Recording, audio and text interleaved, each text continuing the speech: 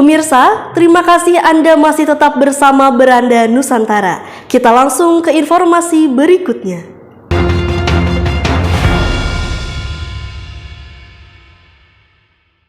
Sejumlah calon haji yang akan diberangkatkan melalui embarkasi Solo Asrama Haji Donohudan, Boyolali, Jawa Tengah, terdapat sebanyak 33.524 orang, yaitu 30.377 calon haji asal Jawa Tengah dan dari daerah istimewa Yogyakarta sebanyak 3.147 orang. Jamaah calon haji ini terbang menjadi 95 kelompok terbang. Embarkasi Solo Asrama Haji Donohudan yang berlokasi di Ngemplak, Boyolali, Jawa Tengah bersiap memberangkatkan calon haji dari Jawa Tengah dan daerah istimewa Yogyakarta DIY. Kepala Sub Bagian Humas Panitia Penyelenggara Ibadah Haji PPIH Embarkasi Solo, Gentur Rahma Indriati, di Asrama Haji Donohudan Senin 22 Mei mengatakan, sebanyak 33.524 calon haji akan diberangkatkan dari Embarkasi Solo, 30.377 calon haji asal Jawa Tengah, dan 3.147 dari DIY yang akan terbagi dalam 95 kelompok terbang atau kloter. Gentur menjelaskan kloter 1 hingga 4 asal Kabupaten Grobogan dan Demak akan masuk Asrama Haji Donohudan pada tanggal 23 Mei.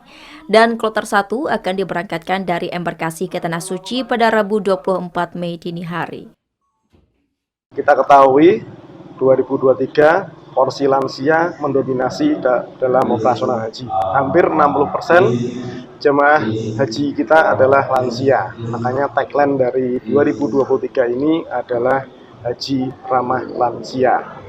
Total kloter tercatat ada 95 di Jawa Tengah, di SOC itu gabungan Jawa Tengah dan DIY.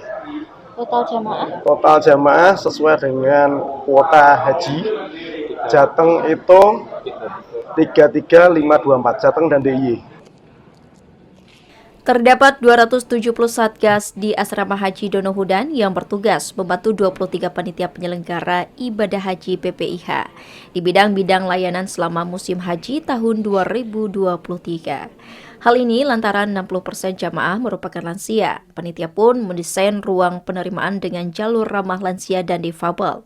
Begitu juga dengan makanan khusus untuk jamaah calon haji lansia telah disiapkan. Dari Boyolali, Jawa Tengah, Denik Apriani, Kantor Berita Antara, mewartakan.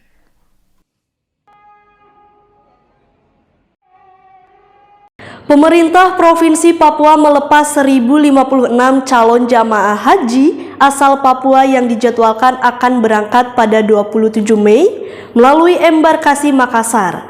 Para jamaah yang tergabung dalam kelompok terbang 7, 8, dan 9 dihimbau untuk terus menjaga kesehatan selama di Tanah Suci.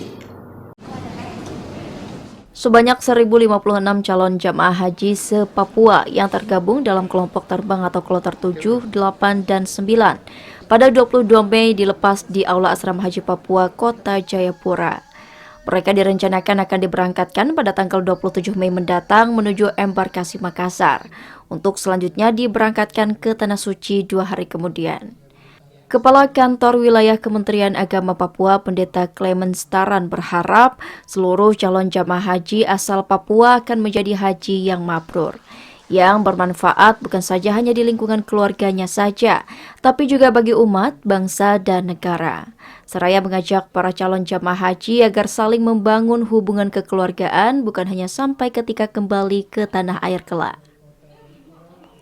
Sementara pelaksana tugas asisten 2 bidang perekonomian dan kesejahteraan rakyat Sekretariat Daerah Papua, Suzana Wanggai mengatakan, pemerintah Provinsi Papua selalu mendukung penuh penyelenggaraan ibadah haji agar berjalan dengan baik. Para calon jamaah haji diimbau untuk selalu menjaga kesehatan selama berada di Tanah Suci. Mulai dari kedatangan calon jemaah haji, tentu di Asrama Haji Embarkasi Makassar, sampai dengan kepulangan jemaah haji nanti. Pelepasan semuanya dilakukan di sini, jadi tidak seperti tahun-tahun sebelumnya. Kita mesti lihat bahwa kita dari Papua sama-sama, karena itu saling membantu bersama-sama dalam tim itu menjadi hal yang penting. Hal lain tentu akan teman-teman yang mendampingi itu pasti akan secara maksimal melakukan.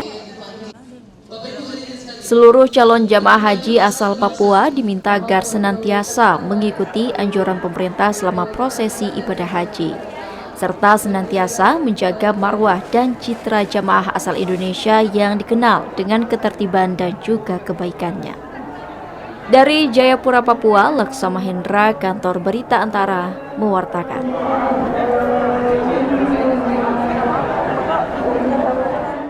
Jamaah calon haji warga negara Indonesia di Jepang melaksanakan manasik haji sebagai persiapan sebelum berangkat untuk menunaikan rukun Islam kelima di Tanah Suci.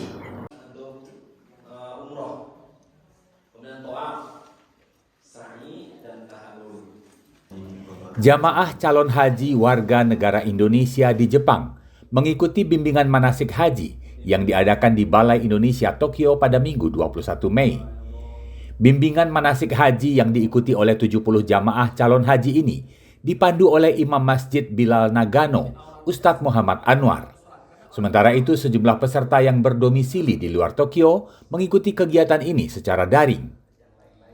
Bimbingan manasik diselenggarakan oleh Keluarga Masyarakat Islam Indonesia atau KMII Jepang setelah selama 3 tahun ditiadakan akibat pandemi global COVID-19.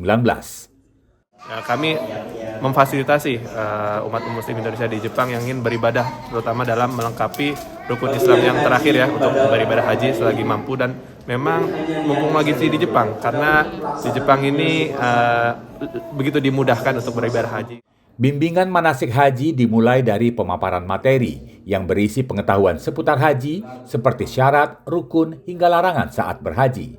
Dan kemudian dilanjutkan dengan praktik yang dimulai dari tata cara mengenakan pakaian ihram, tawaf atau mengelilingi Ka'bah sebanyak 7 kali, sa'i atau berlari-lari kecil dari Safa ke Marwah, hingga doa-doa yang dipanjatkan saat melaksanakan ibadah haji. Pelaksanaan bimbingan manasik haji dilakukan secara gratis, bisa diikuti oleh jamaah umroh serta warga negara Jepang yang mu'alaf. Kami dikontak melalui email, dikasih tahu ada kuota nih. Alhamdulillah dari situ udah langsung tinggal daftar, tidak perlu menunggu. Alhamdulillah ya Allah, karena kami pindah ke Jepang itu sangat mudah sekali. そういう団体がありまして、そこから回収者を招待する、イメラに招待するっていうのがあって、アルハンドリラ私たちはそれに行くことが決まりました。Setiap tahun rata-rata 600 jamaah calon haji berangkat ke Tanah Suci difasilitasi oleh 3 travel resmi dari Jepang. Mendaftar haji di negeri Sakura ini tidak perlu mengantre, namun memang harus merogoh kocek lebih dalam mencapai sekitar 1 juta yen atau setara dengan 120 juta rupiah per jamaah. Salah satu syarat berhaji dari Jepang adalah menunjukkan bukti tinggal minimal 1 tahun serta bukti kerja. Dari Tokyo, Jepang, Juwita Trisna Rahayu, Kantor Berita Antara, mewartakan.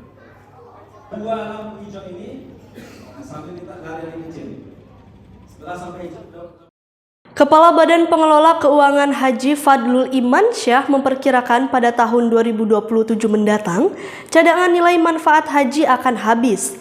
Hal itu terungkap saat dia menyampaikan proyeksi terkait cadangan nilai manfaat haji dalam rapat dengar pendapat dengan Komisi 8 DPR yang membahas perubahan biaya perjalanan ibadah haji atas usulan penambahan kuota haji 1444 Hijriah. Badan Pengelola Keuangan Haji atau BPKH memperkirakan pada tahun 2027 mendatang, cadangan nilai manfaat haji akan mencapai angka minus 530 miliar rupiah. Komposisi tersebut diproyeksikan dengan asumsi besaran biaya penyelenggaraan ibadah haji atau BPIH dan komponennya akan tetap sama hingga tahun 2027.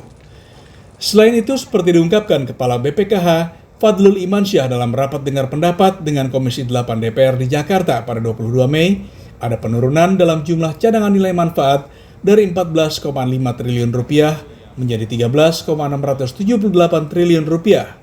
Hal itu terjadi usai adanya keputusan untuk menggunakan nilai manfaat untuk dana biaya perjalanan ibadah haji atau BP pada 15 Februari lalu, serta dengan asumsi besaran BPIH tetap dengan kuota yang sama. Dengan rasio yang antara nilai manfaat dan BIPIK juga sama, yaitu besaran 51,9 dan 48,10, akan cadangan dari nilai manfaat ini akan habis di 2027. Sebelumnya, Direktur Jenderal Penyelenggaraan Ibadah Haji dan Umroh Kementerian Agama Hilman Latif mengusulkan tambahan BPIH dari sebelumnya 313 miliar rupiah menjadi 288 miliar rupiah untuk kuota tambahan haji 2023, di mana kebutuhan biaya untuk kuota tambahan sebanyak 7.360 jemaah haji reguler akan diambil dari nilai manfaat. Dari Jakarta, Arya Cindiara, Setianka Harfiana, Kantor Berita Antara, mewartakan. Bonus dari pemerintah daerah mengalir kepada para atlet yang meraih medali di SEA Games 2023 Kamboja. Atlet sepak bola Muhammad Ramadan Sananta dan atlet e-sport Tengku Muhammad Septiadi yang membawa pulang medali emas disambut dengan bonus masing-masing 100 juta rupiah dari Gubernur Kepulauan Riau. Sementara atlet voli putri Megawati Hangesti Pertiwi dari Jember mendapat bonus sepeda motor dan uang senilai 5 juta rupiah.